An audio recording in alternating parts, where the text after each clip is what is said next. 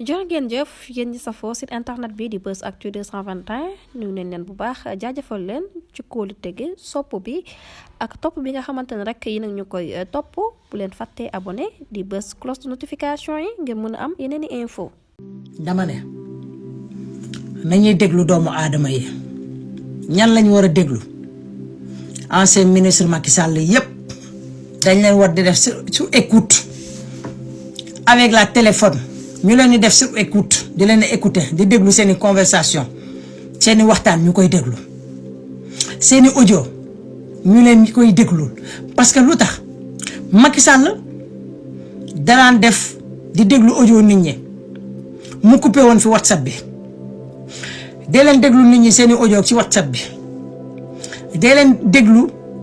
doomu aadama yi nga xamante ne ñoo nekkoon ak Macky Sall ministre yeeg député Macky Sall yeeg yooyu lañ leen di déglu. ndax ñoom xam nañ lu bari am nañ ay information yu bari ak influenceur u Macky Sall yi nañ leen di déglu ñu leen di bàyyi xel bu ñuy waxtaan ak seeni net ñu leen di déglu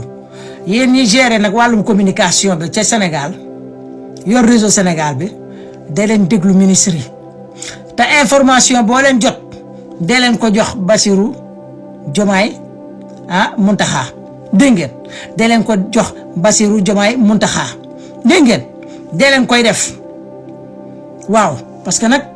ancien ministre yi li nga xam daa bari ñi doon nekk ak Macky Sall li nga xam dañoo bari te ñoom fu mu toll nii bëgg nañoo wax waaye dañoo ragal ñu dóor leen dañoo ragal ñu rey leen waaye nag ragal dee ba doo wax dëgg boo demee ci yàlla mu dugal safara rek.